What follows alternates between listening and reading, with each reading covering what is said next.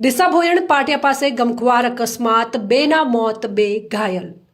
ડીસા તાલુકાના ભોયણ પાટિયા નજીક આજે એક ગમખ્વાર માર્ગ અકસ્માત સર્જાયો હતો।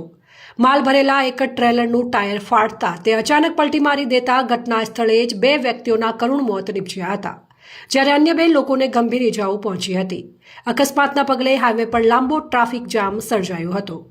પ્રાથમિક માહિતી મુજબ ટ્રેલર ચાલક કોઈ કારણસર નિયંત્રણ ગુમાવી બેસતા પલટી ખાઈ ગયું હતું।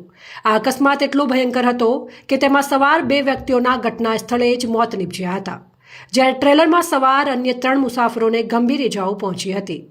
અકસ્માતની જાણ થતાં જ તાત્કાલિક ધોરણે 108 ઇમરજન્સી એમ્બ્યુલન્સની ટીમ, સ્થાનિક પોલીસ અને ફાયર બ્રિગેડની ટીમ ઘટના સ્થળે દોડી આવી હતી। ઇજાગ્રસ્ત ત્રણેય લોકોને તાત્કાલિક સારવાર અર્થે નજીકની હોસ્પિટલમાં ખસેડવામાં આવ્યા હતા।